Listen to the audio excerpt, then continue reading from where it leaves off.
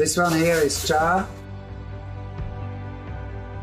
She has only 3 legs, as you can see here. She was involved in a traffic accident.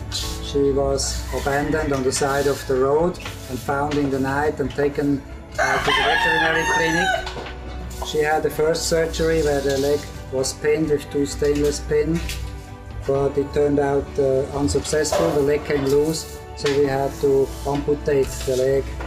She's very healthy, very strong. She can run excellent with 3 legs. It's a little disadvantage for having her adopted with this disability, but she's very happy.